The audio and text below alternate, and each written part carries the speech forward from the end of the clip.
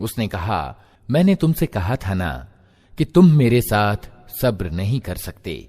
मूसा ने कहा, इसके बाद अगर मैं आपसे कुछ पूछूं तो आप मुझे साथ न रखें।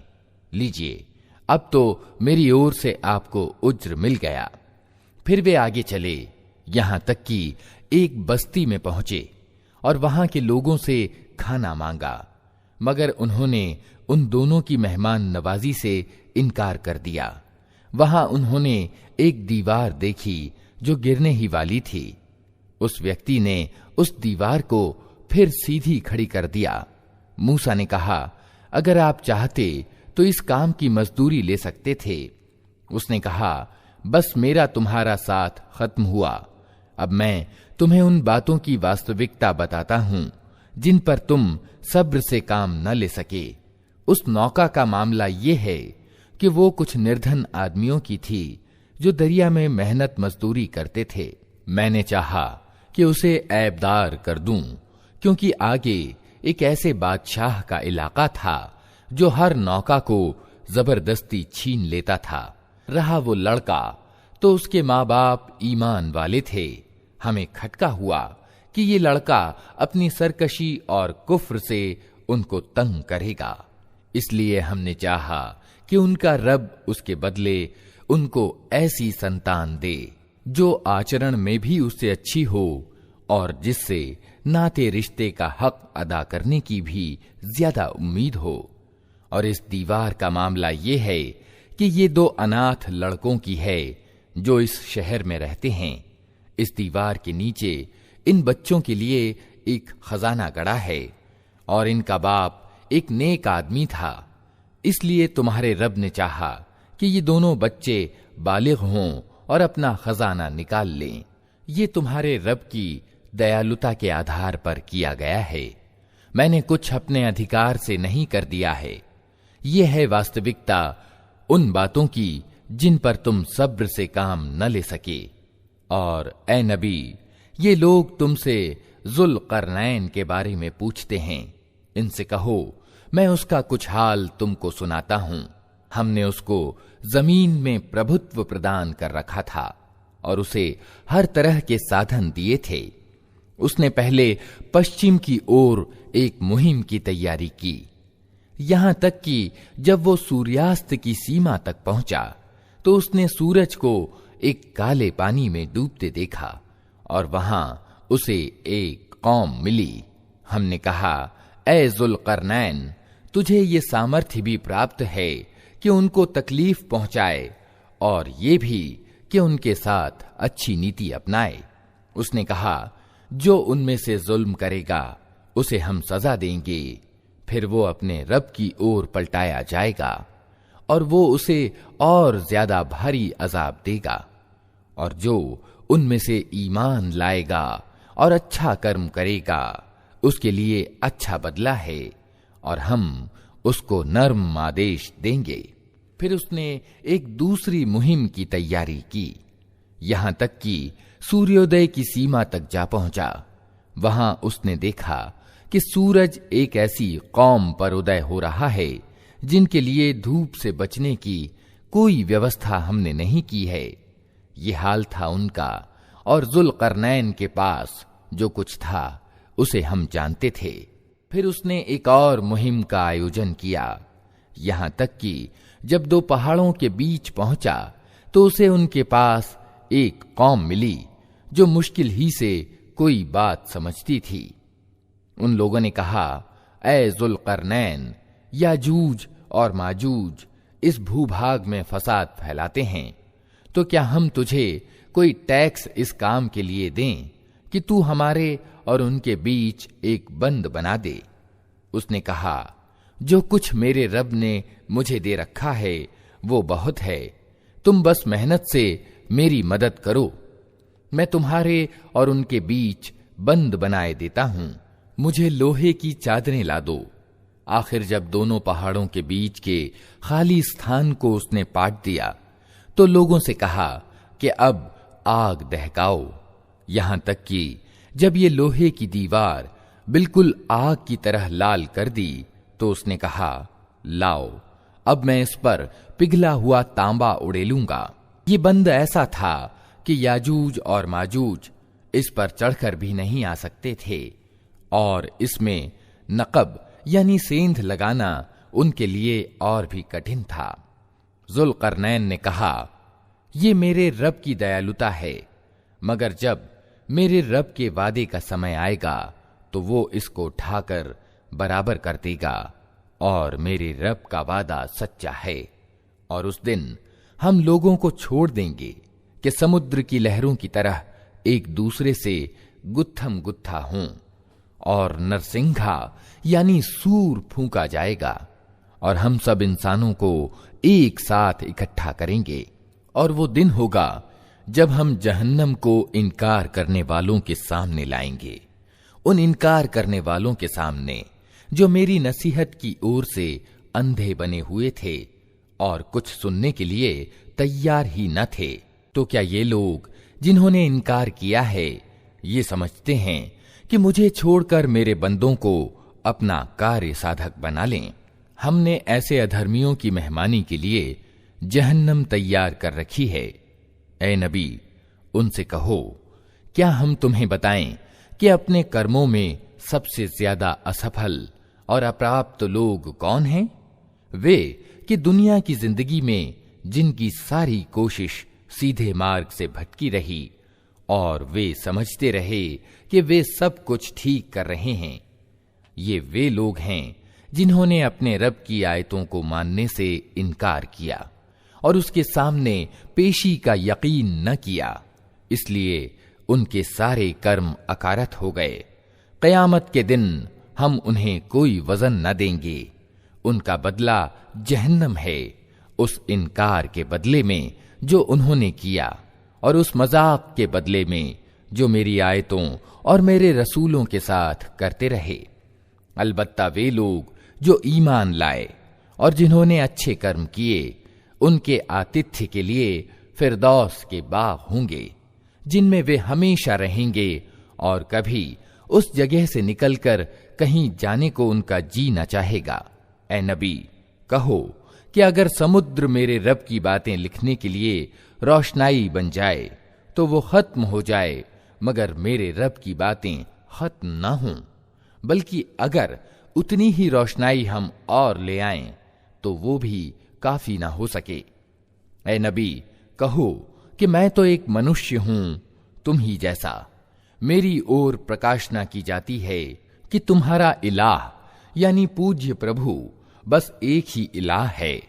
अतः जो कोई अपने रब से मिलने की उम्मीद रखता हो उसे चाहिए कि नेक कर्म करे और बंदगी में अपने रब के साथ किसी और को सम्मिलित ना करे। अल्लाह के नाम से जो बड़ा ही मेहरबान और रहम करने वाला है। काफ हा या ऐन साद। वर्णन है उस दयालुता का जो तेरे रब ने अपने बंदे जकरिया पर दर्शाई थी, जबकि उसने अपने रब को चुपके चुपके पुकारा। उसने निवेदन किया, ऐ पालनहार, मेरी हड्डियां तक घुल गई हैं और सिर बुढ़ापे से भड़क उठा है। ऐ पालनहार, मैं कभी तुझसे दुआ मांगकर असफल नहीं रहा। मुझे अपने पीछे अपने भाई बंधुओं की बुराइयों का डर है और मेरी बीवी बांझ है। तू मुझे अपने विशेष अनुग्रह से एक उत्तराधिकारी प्रदान कर दे जो मेरा उत्तराधिकारी भी हो और याकूब के कुल का भी उत्तराधिकारी हो। और ऐ पालनहार, उसको एक प्रिय इंसान बना। जवाब दिया गया, ऐ जकरिया, हम तुझे एक लड़के की खुशखबरी देते हैं जिसका नाम यहया होगा। हमने इस नाम का कोई आदमी इससे पहले पैदा नहीं किया। निवेदन किया, पालनहार, भला मेरे यहां कैसे बेटा होगा जबकि मेरी बीवी बांझ है और मैं बूढ़ा होकर सूख चुका हूं। जवाब मिला, ऐसा ही होगा। तेरा रब कहता है कि ये तो मेरे लिए एक तनिक सी बात है। आखिर इससे पहले मैं तुझे पैदा कर चुका हूं जबकि तू कोई चीज न था। जकरिया ने कहा, पालनहार, मेरे लिए कोई निशानी निश्चित कर दे। कहा, तेरे लिए निशानी ये है कि तू लगातार 3 दिन लोगों से बात न कर सके। अतः वो मेहराब से निकलकर अपनी कौम के लोगों के सामने आया और उसने इशारे से उनको आदेश दिया कि सुबह और शाम तस्बीह करो। ए यहया, किताब को मजबूत थाम ले। हमने उसे बचपन ही में निर्णय शक्ति प्रदान की और अपनी ओर से उसको विनम्रता और पवित्रता प्रदान की, और वो बड़ा परहेजगार और अपने माँ बाप का हक पहचानने वाला था। वो जाबिर यानी सरकश न था और न अवज्ञाकारी। सलाम उस पर जिस दिन की वो पैदा हुआ और जिस दिन वो मरे और जिस दिन वो जिंदा करके उठाया जाए। और ए नबी, इस किताब में मरियम का हाल बयान करो जबकि वो अपने लोगों से अलग होकर पूर्व की ओर एकांतवासी हो गई थी और पर्दा डालकर उनसे छिप बैठी थी। इस हालत में हमने उसके पास अपनी एक आत्मा को अर्थात फरिश्ते को भेजा और वो उसके सामने एक पूरे इंसान के रूप में प्रकट हो गया। मरियम यकायक बोल उठी कि अगर तू अल्लाह से डरने वाला कोई आदमी है तो मैं तुझसे रहम करने वाले अल्लाह की पनाह मांगती हूं। उसने कहा, मैं तो तेरे रब का भेजा हुआ हूं और इसलिए भेजा गया हूं कि तुझे एक पवित्र लड़का दूं। मरियम ने कहा, मेरे यहां कैसे लड़का होगा जबकि मुझे किसी मर्द ने छुआ तक नहीं है और मैं कोई बदकार औरत नहीं हूं। फरिश्ते ने कहा, ऐसा ही होगा। तेरा रब कहता है कि ऐसा करना मेरे लिए बहुत आसान है और हम ये इसलिए करेंगे कि उस लड़के को लोगों के लिए एक निशानी बनाएं और अपनी ओर से एक दयालुता, और ये काम होकर रहना है। मरियम को गर्भ रह गया और वो उस गर्भ को लिए हुए एक दूर के स्थान पर चली गई। फिर प्रसव पीड़ा ने उसे एक खजूर के पेड़ के नीचे पहुंचा दिया। वो कहने लगी, क्या ही अच्छा होता कि मैं इससे पहले ही मर जाती और मेरा नामो निशान न रहता। फरिश्ते ने पायती से उसको पुकार कर कहा, गम न कर, तेरे रब ने तेरे नीचे एक स्रोत बहा दिया है और तू तनिक इस पेड़ के तने को हिला, तेरे ऊपर रस भरी ताजा खजूरें टपक पड़ेंगी। अतः तू खा और पी और अपनी आंखें ठंडी कर। फिर अगर कोई आदमी तुझे दिखाई दे तो उससे कह दे कि मैंने रहमान यानी करुणामय के लिए रोजे की मन्नत मानी है, इसलिए आज मैं किसी से न बोलूंगी। फिर वो उस बच्चे को लिए हुए अपनी कौम में आई। लोग कहने लगे, ए मरियम, ये तो तूने बड़ा पाप कर डाला। ए हारून की बहन, न तेरा बाप कोई बुरा आदमी था और न तेरी मां ही कोई बदकार औरत थी। मरियम ने बच्चे की ओर इशारा कर दिया। लोगों ने कहा, हम इससे क्या बात करें जो पालने में पड़ा हुआ एक बच्चा है। बच्चा बोल उठा, मैं अल्लाह का बंदा हूं। उसने मुझे किताब दी और नबी बनाया और बरकत वाला किया। जहां भी मैं रहूं और नमाज और ज़कात की पाबंदी का हुक्म दिया जब तक मैं जिंदा रहूं, और अपनी मां का हक अदा करने वाला बनाया और मुझको जालिम और अत्याचारी नहीं बनाया। सलाम है मुझ पर जबकि मैं पैदा हुआ और जबकि मैं मरूं और जबकि जिंदा करके उठाया जाऊं। ये है मरियम का बेटा ईसा, और ये है उसके बारे में सच्ची बात जिसमें लोग शक कर रहे हैं। अल्लाह का ये काम नहीं कि वो किसी को अपना बेटा बनाए। वो पवित्र जात है। वो जब किसी बात का निर्णय करता है तो कहता है कि हो जा, और बस वो हो जाती है। और ईसा ने कहा था कि अल्लाह मेरा रब भी है और तुम्हारा रब भी, अतः तुम उसी की बंदगी करो, यही सीधा मार्ग है। मगर फिर विभिन्न गिरोह परस्पर विभेद करने लगे। अतः जिन लोगों ने इनकार किया उनके लिए वो समय बड़ी तबाही का होगा, जबकि वे एक बड़ा दिन देखेंगे। जब वे हमारे सामने हाजिर होंगे, उस दिन तो उनके कान भी खूब सुन रहे होंगे और उनकी आंखें भी खूब देखती होंगी, मगर आज ये जालिम खुली गुमराही में पड़े हुए हैं। ऐ नबी, इस हालत में जबकि ये लोग बेसुध हैं और ईमान नहीं ला रहे हैं, उन्हें उस दिन से डरा दो जबकि फैसला कर दिया जाएगा और पछतावे के सिवा कोई उपाय न होगा। आखिरकार हम ही जमीन और उसकी सारी चीजों के वारिस होंगे और सब हमारी ही ओर पलटाए जाएंगे। और इस किताब में इब्राहीम का किस्सा बयान करो। बेशक वो एक सच्चा इंसान और एक नबी था। इन्हें तनिक उस अवसर की याद दिलाओ जबकि उसने अपने बाप से कहा कि अब्बा जान, आप क्यों उन चीजों की उपासना करते हैं जो न सुनती हैं, न देखती हैं और न आपका कोई काम बना सकती हैं। अब्बा जान, मेरे पास एक ऐसा ज्ञान आया है जो आपके पास नहीं आया।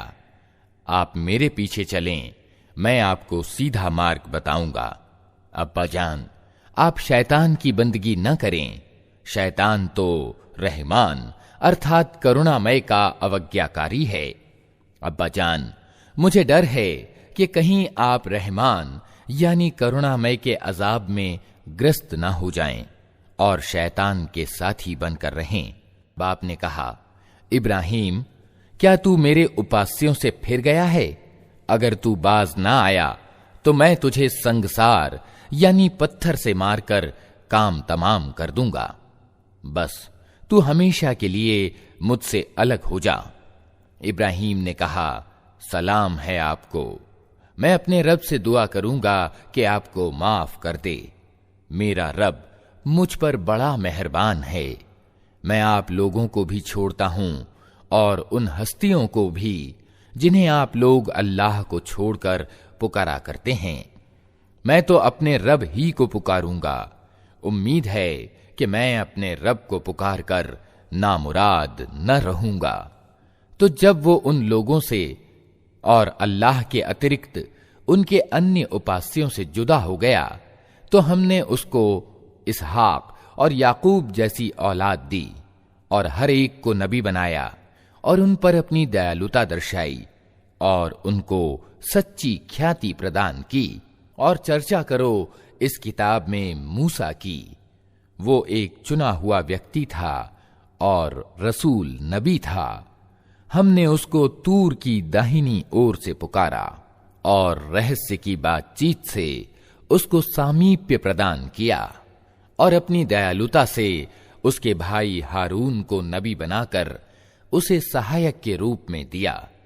और इस किताब में इस्माइल की चर्चा करो। वो वादे का सच्चा था और रसूल नबी था। वो अपने घर वालों को नमाज और ज़कात का हुक्म देता था और अपने रब की दृष्टि में एक पसंदीदा इंसान था। और इस किताब में इदरीस की चर्चा करो। वो एक सत्यवादी मनुष्य और एक नबी था और उसे हमने उच्च स्थान पर उठाया था। ये वे पैगंबर हैं जो अल्लाह के कृपा पात्र हुए आदम की संतान में से और उन लोगों की नस्ल से जिन्हें हमने नूह के साथ नाव में सवार किया था, और इब्राहीम की नस्ल से और इसराइल की नस्ल से। और ये उन लोगों में से थे जिनको हमने मार्ग दिखाया और चुन लिया। उनका हाल ये था कि जब रहमान यानी करुणामय की आयतें उनको सुनाई जाती तो रोते हुए सजदे में गिर जाते थे। फिर उनके बाद वे बुरे लोग उनके उत्तराधिकारी हुए जिन्होंने नमाज को गवाया और मन की इच्छाओं के पीछे चले। अतः करीब है कि गुमराही के परिणाम का उन्हें सामना करना पड़े।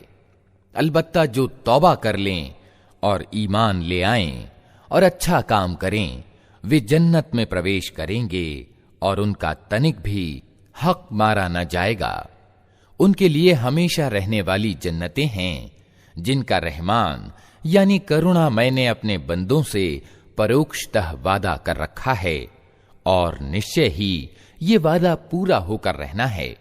वहां वे कोई व्यर्थ बात न सुनेंगे, जो कुछ भी सुनेंगे ठीक ही सुनेंगे, और उनकी रोजी उन्हें निरंतर सुबह और शाम मिलती रहेगी।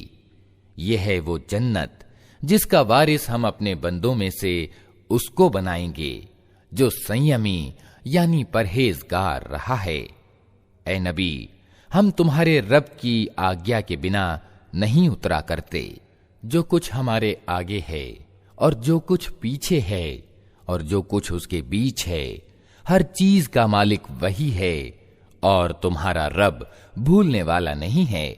वो रब है आसमानों का और जमीन का और उन सारी चीजों का जो आसमानों और जमीन के बीच में हैं। अतः तुम उसकी बंदगी करो और उसी की बंदगी पर जमे रहो। क्या है कोई हस्ती तुम्हारे ज्ञान में उसके समकक्ष? इंसान कहता है, क्या वास्तव में जब मैं मर चुकूंगा तो फिर जिंदा करके निकाल लाया जाऊंगा? क्या इंसान को याद नहीं आता कि हम पहले उसको पैदा कर चुके हैं जबकि वो कुछ भी न था? तेरे रब की कसम, हम जरूर इन सबको और इनके साथ शैतानों को भी घेर लाएंगे, फिर जहन्नम के चारों ओर लाकर इन्हें घुटनों के बल गिरा देंगे। फिर हर गिरोह में से हर उस व्यक्ति को छांट लेंगे जो रहमान यानी करुणामय के मुकाबले में ज्यादा सरकश बना हुआ था। फिर ये हम जानते हैं कि उनमें से कौन सबसे बढ़कर जहन्नम में झोंके जाने के योग्य है। तुम में से कोई ऐसा नहीं है जिसे जहन्नम पर पहुंचना न हो। ये तो एक निश्चित बात है जिसे पूरा करना तेरे रब के जिम्मे है। फिर हम उन लोगों को बचा लेंगे जो संसार में डर रखने वाले थे, और जालिमों को उसी में गिरा हुआ छोड़ देंगे। इन लोगों को जब हमारी खुली खुली आयतें सुनाई जाती हैं तो इनकार करने वाले ईमान लाने वालों से कहते हैं, बताओ हम दोनों गिरोहों में से कौन अच्छी हालत में है और किसकी मजलिसें ज्यादा शानदार हैं। हालांकि इनसे पहले हम कितनी ही ऐसी कौमों को तबाह कर चुके हैं जो इनसे ज्यादा सरो सामान रखती थीं और जाहिरी शान शौकत में इनसे बढ़ी हुई थीं। इनसे कहो, जो व्यक्ति गुमराही में ग्रस्त होता है उसे रहमान ढील दिया करता है, यहां तक कि जब ऐसे लोग वो चीज देख लेते हैं जिसका उनसे वादा किया गया है, चाहे वो अल्लाह का अजाब हो या क़यामत की घड़ी, तब उन्हें मालूम हो जाता है कि किसका हाल खराब है और किसका जत्था कमजोर।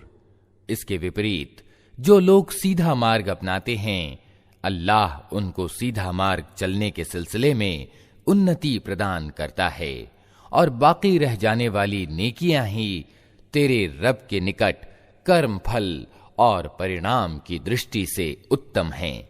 फिर तूने देखा उस व्यक्ति को जो हमारी आयतों को मानने से इनकार करता है और कहता है कि मुझे तो धन और संतान दी ही जाती रहेगी।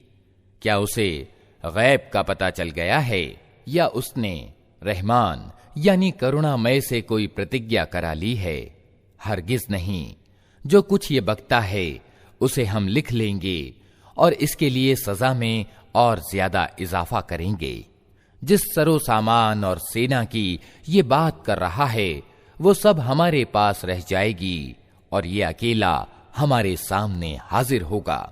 इन लोगों ने अल्लाह को छोड़कर अपने कुछ उपास्य यानी पूज्य प्रभु बना रखे हैं कि वे इनके पृष्ठपोषक होंगे। कोई पृष्ठपोषक न होगा। वे सब इनकी उपासना का इनकार करेंगे और उल्टे इनके विरोधी बन जाएंगे। क्या तुम देखते नहीं कि हमने सत्य का इनकार करने वालों पर शैतानों को छोड़ रखा है, जो उन्हें खूब खूब सत्य के विरोध पर उकसा रहे हैं। अच्छा, तो अब इन पर अजाब उतारने के लिए विकल न हो। हम इनके दिन गिन रहे हैं। वो दिन आने वाला है जब डर रखने वाले लोगों को हम मेहमानों की तरह रहमान यानी करुणामय की सेवा में पेश करेंगे और अपराधियों को प्यासे जानवरों की तरह जहन्नम की ओर हाँक ले जाएंगे। उस समय लोग कोई सिफारिश न ला सकेंगे सिवाय उसके जिसने रहमान यानी करुणामय के यहां से परवाना हासिल कर लिया हो। वे कहते हैं कि रहमान यानी करुणामय ने किसी को बेटा बनाया है। बड़ी ही अनर्गल बात है जो तुम लोग घड़ लाए हो। करीब है कि आसमान फट पड़े, जमीन फट जाए और पहाड़ गिर जाएं, इस बात पर कि लोगों ने रहमान यानी करुणामय के लिए संतान होने का दावा किया। रहमान यानी करुणामय की प्रतिष्ठा के प्रतिकूल है कि वो किसी को अपना बेटा बनाए। जमीन और आसमानों में जो भी हैं, सब उसकी सेवा में बंदों की हैसियत से पेश होने वाले हैं। सबको वो अपने घेरे में लिए हुए है और उसने उनको गिन रखा है। सब क़यामत के दिन अकेले अकेले उसके सामने हाजिर होंगे। यकीनन जो लोग ईमान ले आए हैं और अच्छे काम कर रहे हैं, जल्द ही रहमान यानी करुणामय उनके लिए दिलों में मोहब्बत पैदा कर देगा। अतः ए नबी, इस वाणी को हमने सरल करके तुम्हारी भाषा में इसीलिए उतारा है कि तुम परहेजगारों को खुशखबरी दे दो और हठधर्म लोगों को डरा दो। इनसे पहले हम कितनी ही कौमों को तबाह कर चुके हैं, फिर आज कहीं तुम उनका निशान पाते हो या उनकी भनक भी कहीं सुनाई देती है? कहीं सुनाई देती है? कहीं सुनाई देती है? कहीं सुनाई देती है? अल्लाह के नाम से जो बड़ा ही मेहरबान और रहम करने वाला है। ताहा, हमने ये कुरान तुम पर इसलिए अवतरित नहीं किया है कि तुम मुसीबत में पड़ जाओ। ये तो एक याद दहानी है हर इस व्यक्ति के लिए जो डरे। उतारा गया है उस सत्ता की ओर से जिसने पैदा किया है जमीन को और बुलंद आसमानों को। वो करुणामय स्वामी जगत के राज्य सिंहासन पर विराजमान है। मालिक है उन सब चीजों का जो आसमानों और जमीन में हैं और जो जमीन और आसमान के बीच हैं और जो मिट्टी के नीचे हैं।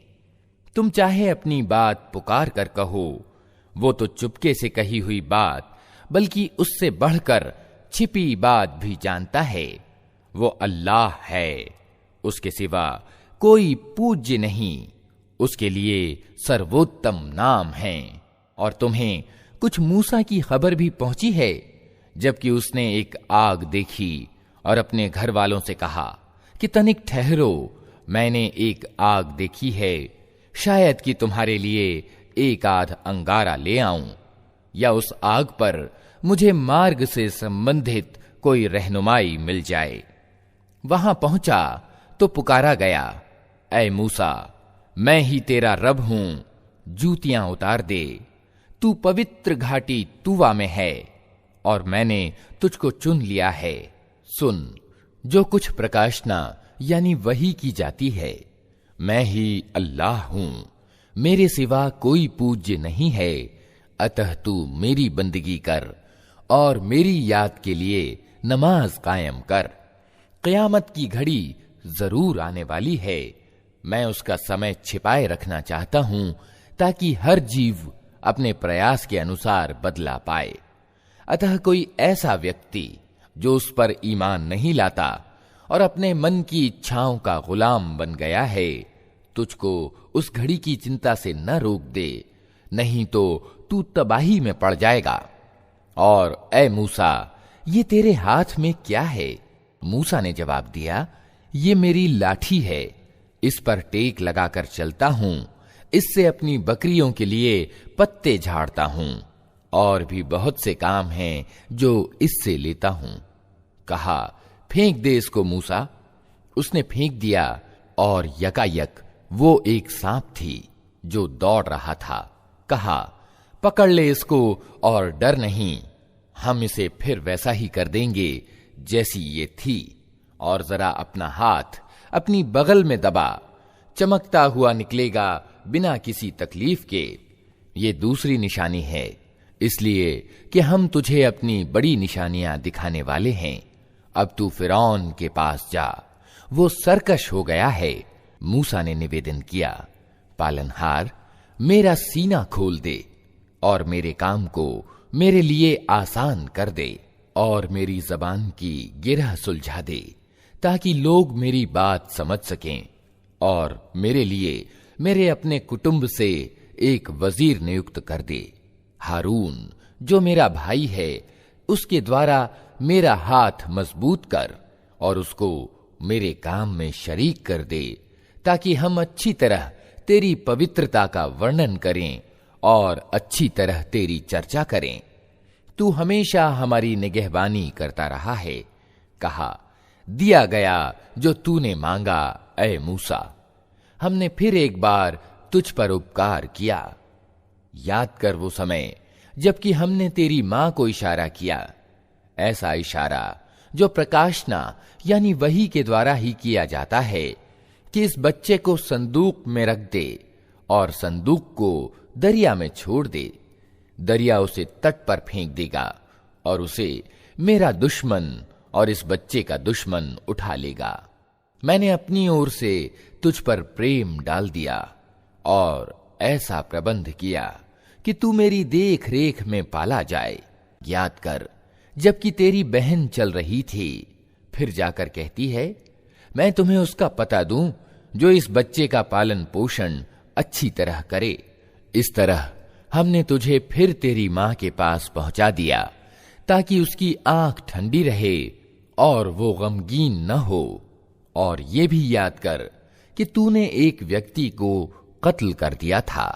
हमने तुझे उस फंदे से निकाला और तुझे विभिन्न आजमाइशों से गुजारा, और तू मदयन के लोगों में कई वर्ष ठहरा रहा। फिर अब ठीक अपने समय पर तू आ गया है ऐ मूसा। मैंने तुझको अपने काम का बना लिया है। जा, तू और तेरा भाई मेरी निशानियों के साथ, और देखो तुम मेरी याद में कोताही न करना। जाओ तुम दोनों फिरौन के पास कि वो सरकश हो गया है, उससे नरमी के साथ बात करना, शायद कि वो नसीहत कबूल करे या डर जाए। दोनों ने निवेदन किया, पालनहार हमें अंदेशा है कि वो हम पर ज्यादती करेगा या पिल पड़ेगा। कहा, डरो मत, मैं तुम्हारे साथ हूं, सब कुछ सुन रहा हूं और देख रहा हूं। जाओ उसके पास और कहो कि हम तेरे रब के भेजे हुए हैं। बनी इस्राएल को हमारे साथ जाने के लिए छोड़ दे और उनको तकलीफ न दे। हम तेरे पास तेरे रब की निशानी लेकर आए हैं, और सलामती है उसके लिए जो सीधे मार्ग का अनुसरण करे। हमको प्रकाशना यानी वही से बताया गया है कि अजाब है उसके लिए जो झुठलाए और मुंह मोड़े। फिरौन ने कहा, अच्छा तो फिर तुम दोनों का रब कौन है ऐ मूसा? मूसा ने जवाब दिया, हमारा रब वो है जिसने हर चीज को उसकी आकृति प्रदान की, फिर उसको रास्ता बताया। फिरौन बोला, और पहले जो नस्लें गुजर चुकी हैं उनकी फिर क्या हालत थी? मूसा ने कहा, उसका ज्ञान मेरे रब के पास एक लेख में सुरक्षित है। मेरा रब न चूकता है न भूलता है। वही जिसने तुम्हारे लिए जमीन का बिछौना बिछाया और उसमें तुम्हारे चलने को रास्ते बनाए और ऊपर से पानी बरसाया, फिर इसके द्वारा विभिन्न प्रकार की उपज निकाली। खाओ और अपने जानवरों को भी चराओ। यकीनन इसमें बहुत सी निशानियां हैं बुद्धि रखने वालों के लिए। इसी जमीन से हमने तुमको पैदा किया है, इसी में हम तुम्हें वापस ले जाएंगे और इसी से तुमको दोबारा निकालेंगे। हमने फिरौन को अपनी सभी निशानियां दिखाईं, मगर वो झुठलाए चला गया और न माना। कहने लगा, ए मूसा, क्या तू हमारे पास इसलिए आया है कि अपने जादू के बल से हमको हमारे देश से निकाल बाहर करे? अच्छा, हम भी तेरे मुकाबले में वैसा ही जादू लाते हैं। तय कर ले कब और कहां मुकाबला करना है। न हम इस प्रस्ताव से फिरेंगे, न तू फिरना, खुले मैदान में सामने आ जा। मूसा ने कहा, उत्सव का दिन तय हुआ और दिन चढ़े लोग इकट्ठे हों। फिरऔन ने पलटकर अपने सारे हथकंडे जुटाए और मुकाबले में आ गया। मूसा ने ठीक अवसर पर मुकाबिल गिरोह को संबोधित करके कहा, शामत के मारो, न झूठी तोहमतें बांधो अल्लाह पर, नहीं तो वो एक कठोर अजाब से तुम्हारा सत्यानाश कर देगा। झूठ जिसने भी खड़ा वो असफल हुआ।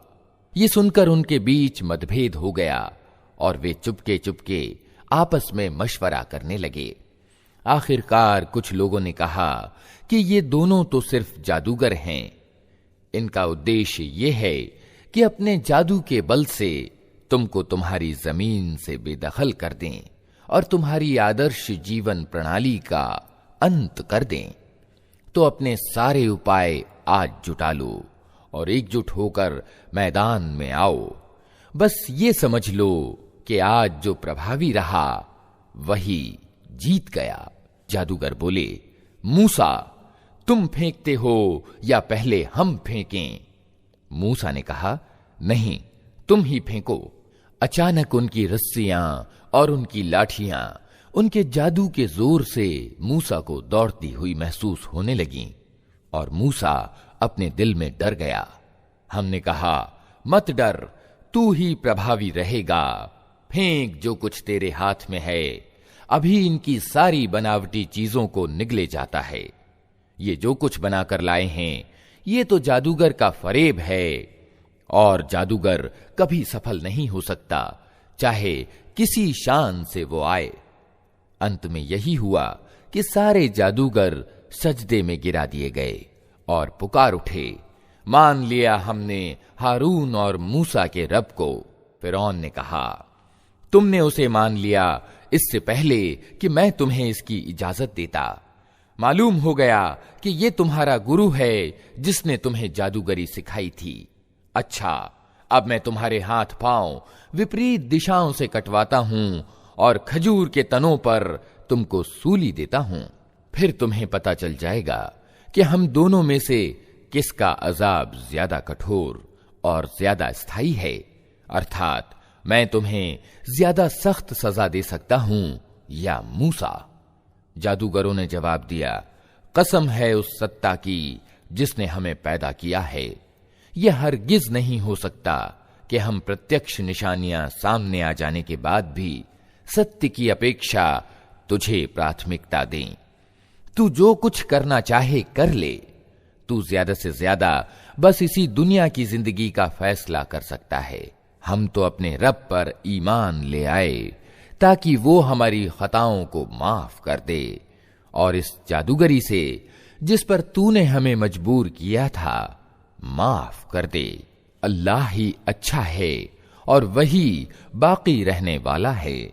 वास्तविकता ये है कि जो अपराधी बनकर अपने रब के सामने हाजिर होगा उसके लिए जहन्नम है जिसमें ना वो जिएगा न मरेगा, और जो उसके सामने ईमान वाले यानी मोमिन के रूप में हाजिर होगा जिसने अच्छे काम किए होंगे, ऐसे सब लोगों के लिए ऊंचे दर्जे हैं। सदाबहार बाग हैं जिनके नीचे नहरें बह रही होंगी, उनमें वे हमेशा रहेंगे। ये बदला है उस व्यक्ति का जो पवित्रता अपनाए।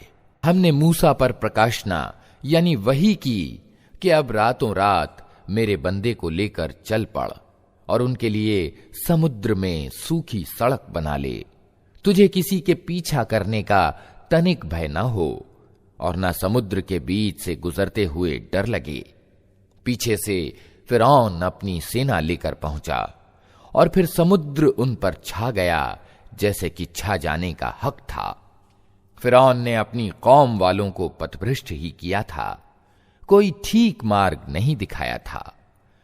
ऐ इस्राएल की संतान, हमने तुमको तुम्हारे दुश्मन से छुटकारा दिया और तूर की दाहिनी ओर तुम्हारी हाजिरी के लिए समय नियत किया और तुम पर मन और सलवा उतारा। खाओ हमारी दी हुई पाक रोजी और उसे खाकर सरकशी ना करो, नहीं तो तुम पर मेरा गजब टूट पड़ेगा। और जिस पर मेरा गजब टूटा वो फिर गिर कर ही रहा। अलबत्ता जो तौबा कर ले और ईमान लाए और अच्छे कर्म करे, फिर सीधा चलता रहे, उसके लिए मैं बहुत माफ करने वाला हूं।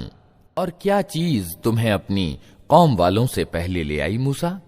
उसने निवेदन किया, वे बस मेरे पीछे आ ही रहे हैं, मैं जल्दी करके तेरी सेवा में आ गया हूं, ऐ मेरे रब, ताकि तू मुझसे खुश हो जाए। कहा, अच्छा तो सुनो, हमने तुम्हारे पीछे तुम्हारी कौम को आजमाइश में डाल दिया और सामिरी ने उन्हें पथभ्रष्ट कर डाला।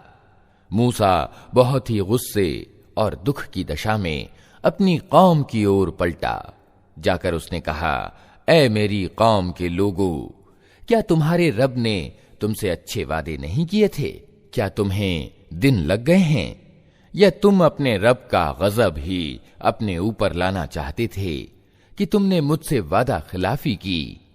उन्होंने उत्तर दिया, हमने आपसे वादा खिलाफी कुछ अपने अधिकार से नहीं की। मामला ये हुआ कि लोगों के जेवरों के बोझ से हम लद गए थे और हमने बस उनको फेंक दिया था।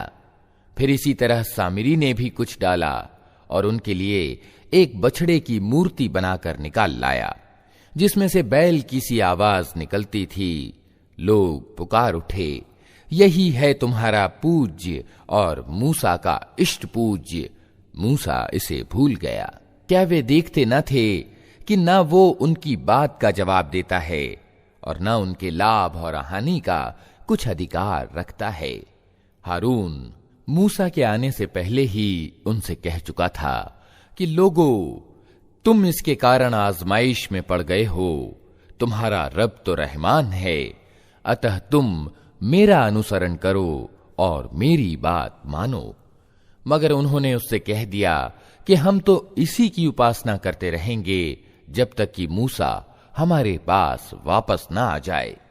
मूसा कौम के लोगों को डांटने के बाद हारून की ओर पलटा और बोला, हारून, तुमने जब देखा था कि ये गुमराह हो रहे हैं तो किस चीज ने तुम्हारा हाथ पकड़ा था कि मेरे तरीके पर अमल न करो? क्या तुमने मेरे आदेश की अवहेलना की? हारून ने जवाब दिया, ऐ मेरी मां के बेटे, मेरी दाढ़ी ना पकड़, न मेरे सिर के बाल खींच। मुझे इस बात का डर था कि तू आकर कहेगा कि तुमने बनी इस्राएल में फूट डाल दी और मेरी बात का लिहाज न किया। मूसा ने कहा, और सामिरी, तेरा क्या मामला है? उसने जवाब दिया, मैंने वो चीज देखी जो इन लोगों को दिखाई न दी, अतः मैंने रसूल के पदचिन्हों से एक मुट्ठी उठा ली और उसको डाल दिया। मेरे मन ने मुझे कुछ ऐसा ही सुझाया। मूसा ने कहा, अच्छा तो जा, अब जिंदगी भर तुझे यही पुकारते रहना है कि मुझे न छूना, और तेरे लिए जवाब तलबी का एक समय निश्चित है जो तुझसे हरगिज न टलेगा। और देख अपने इस पूज्य को जिस पर तू रिझा हुआ था, अब हम इसे जला डालेंगे और चूर्ण विचूर्ण करके दरिया में बहा देंगे। लोगों, तुम्हारा पूज्य तो बस एक अल्लाह ही है, जिसके सिवा और कोई पूज्य नहीं है। हर चीज पर उसका ज्ञान हावी है। ऐ नबी, इस तरह हम पिछले बीते हुए हालात के समाचार तुमको सुनाते हैं, और हमने विशेष रूप से अपने यहां से तुमको एक जिक्र यानी उपदेश का पाठ प्रदान किया है। जो कोई उससे मुंह मोड़ेगा वो क़यामत के दिन पाप का कठिन बोझ उठाएगा, और ऐसे सब लोग हमेशा के लिए उसके वबाल में गिरफ्तार रहेंगे, और क़यामत के दिन उनके लिए इस अपराध के दायित्व का बोझ बड़ा दुखद बोझ होगा। उस दिन जबकि सूर यानी नरसिंघा फूका जाएगा और हम अपराधियों को इस हाल में घेर लाएंगे कि उनकी आंखें डर के मारे पथराई हुई होंगी। आपस में चुपके चुपके कहेंगे कि दुनिया में मुश्किल ही से तुमने कोई 10 दिन गुजारे होंगे। हमें खूब मालूम है कि वे क्या बातें कर रहे होंगे। हम ये भी जानते हैं कि उस समय उनमें से जो ज्यादा से ज्यादा सावधानी से अनुमान करने वाला होगा वो कहेगा कि नहीं, तुम्हारी दुनिया बस एक दिन की जिंदगी थी। ये लोग तुमसे पूछते हैं कि आखिर उस दिन ये पहाड़ कहां चले जाएंगे। कहो कि मेरा रब इनको धूल बनाकर उड़ा देगा और जमीन को ऐसा समतल चटियल मैदान बना देगा कि उसमें तुम कोई बल या सलवट न देखोगे। उस दिन सब लोग पुकारने वाले की पुकार पर सीधे चले आएंगे, कोई तनिक अकड़ न दिखा सकेगा और आवाजें रहमान के आगे दब जाएंगी। एक सरसराहट के सिवा तुम कुछ न सुनोगे।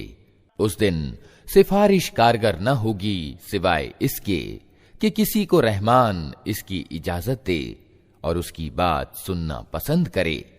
वो लोगों का अगला पिछला सब हाल जानता है और दूसरों को उसका पूरा ज्ञान नहीं है। लोगों के सिर उस जीवंत और कायम रहने वाले के आगे झुक जाएंगे। असफल होगा जो उस समय किसी जुल्म का पाप भार उठाए हुए हो, और किसी जुल्म और हक मारे जाने का खतरा न होगा उस व्यक्ति को जो अच्छे कर्म करे और इसके साथ वो ईमान वाला भी हो। और ए नबी, इसी तरह हमने इसे अरबी कुरान बनाकर उतारा है और इसमें तरह तरह से चेतावनियां दी हैं कि शायद ये लोग गलत नीति अपनाने से बचें या इनमें कुछ होश के लक्षण इसके कारण पैदा हों। अतः उच्च है अल्लाह वास्तविक सम्राट। और देखो, कुरान पढ़ने में जल्दी ना किया करो जब तक कि तुम्हारी ओर उसकी प्रकाशना यानी वही पूर्णता को प्राप्त ना हो, और दुआ करो कि ऐ पालनहार, मुझे और अधिक ज्ञान प्रदान कर। हमने इससे पहले आदम को एक आदेश दिया था, मगर वो भूल गया और हमने उसमें दृढ़ संकल्प न पाया। याद करो वो समय जबकि हमने फरिश्तों से कहा था कि आदम को सजदा करो। वे सब तो सजदा कर गए, मगर एक इब्लीस था कि इनकार कर बैठा। इस पर हमने आदम से कहा कि देखो, ये तुम्हारा और तुम्हारी बीवी का दुश्मन है। ऐसा न हो कि ये तुम्हें जन्नत से निकलवा दे और तुम मुसीबत में पड़ जाओ। यहां तो तुम्हें ये सुख सुविधाएं प्राप्त हैं कि न भूखे नंगे रहते हो, न प्यास और धूप तुम्हें सताती है। लेकिन शैतान ने उसको फुसलाया और कहने लगा, आदम, बताऊं तुम्हें वो पेड़ जिससे हमेशा की जिंदगी और अपतनशील राज्य प्राप्त होता है। आखिरकार दोनों पति पत्नी उस पेड़ का फल खा गए। नतीजा ये हुआ कि तुरंत ही उनके गुप्तांग एक दूसरे के आगे खुल गए और लगे दोनों अपने आप को जन्नत के पत्तों से ढांकने। आदम ने अपने रब की नाफरमानी की और सीधे रास्ते से भटक गया। फिर उसके रब ने उसे चुन लिया और उसकी तौबा कबूल कर ली और उसे मार्ग दिखाया और कहा, तुम दोनों फरीक अर्थात इंसान और शैतान यहां से उतर जाओ। तुम एक दूसरे के दुश्मन रहोगे। अब अगर मेरी ओर से तुम्हें कोई मार्गदर्शन पहुंचे तो जो कोई मेरे उस मार्गदर्शन का अनुपालन करेगा वो न भटकेगा न दुर्भाग्यग्रस्त होगा, और जो मेरे जिक्र यानी उपदेश पाठ से मुंह मोड़ेगा उसके लिए दुनिया में संकीर्ण जिंदगी होगी और कयामत के दिन हम उसे अंधा उठाएंगे। वो कहेगा, पालनहार, दुनिया में तो मैं आंखों वाला था, यहां मुझे अंधा क्यों उठाया? अल्लाह कहेगा, हां, इसी तरह तू हमारी आयतों को जबकि वे तेरे पास आई थीं तूने भुला दिया। उसी तरह आज तू भुलाया जा रहा है। इस तरह हम सीमा से आगे निकलने वाले और अपने रब की आयतों को न मानने वाले को दुनिया में बदला देते हैं, और आखिरत का अजाब तो ज्यादा कठोर और ज्यादा स्थायी है। फिर क्या इन लोगों को इतिहास की इस शिक्षा से कोई मार्ग न मिला कि इनसे पहले कितनी ही कौमों को हम तबाह कर चुके हैं, जिनकी बर्बाद बस्तियों में आज ये चलते फिरते हैं। वास्तव में इसमें बहुत सी निशानियां हैं उन लोगों के लिए जो ठीक समझ रखने वाले हैं। अगर तेरे रब की ओर से एक बात पहले निश्चित न कर दी गई होती और मोहलत की एक अवधि नियत न की जा चुकी होती तो जरूर इनका भी फैसला चुका दिया जाता। अतः ए नबी, जो बातें ये लोग बनाते हैं उन पर सब्र करो और अपने रब के गुणगान एवं प्रशंसा के साथ उसकी बड़ाई बयान करो। सूरज निकलने से पहले और सूरज डूबने से पहले और रात की घड़ियों में भी तस्बीह करो और दिन के किनारों पर भी, शायद कि तुम राजी हो जाओ। और निगाह उठाकर भी ना देखो दुनिया की जिंदगी की उस शान शौकत को जो हमने इनमें से विभिन्न तरह के लोगों को दे रखी है। वो तो हमने उन्हें आजमाइश में डालने के लिए दी है और तेरे रब की दी हुई हलाल रोजी ही ज्यादा अच्छी और ज्यादा स्थायी है। अपने घर वालों को नमाज के लिए कहो और खुद भी उसके पाबंद रहो। हम तुमसे कोई रोजी नहीं चाहते, रोजी तो हम ही तुम्हें दे रहे हैं और परिणाम की भलाई धर्म परायणता यानी तकवा ही के लिए है। वे कहते हैं कि ये व्यक्ति अपने रब की ओर से कोई निशानी यानी चमत्कार क्यों नहीं लाता, और क्या उनके पास अगली पुस्तकों यानी सहीफों की समस्त शिक्षाओं का स्पष्ट बयान नहीं आ गया। अगर हम उसके आने से पहले इनको किसी अजाब से तबाह कर देते तो फिर यही लोग कहते कि ऐ हमारे रब, तूने हमारे पास कोई रसूल क्यों न भेजा कि अपमानित और तिरस्कृत होने से पहले ही हम तेरी आयतों का अनुपालन कर लेते। ऐ नबी, उनसे कहो हर एक अंजाम के इंतजार में है, अतः अब इंतजार करो, जल्द ही तुम्हें मालूम हो जाएगा कि कौन सीधे मार्ग पर चलने वाले हैं और कौन मार्ग पाए हुए हैं।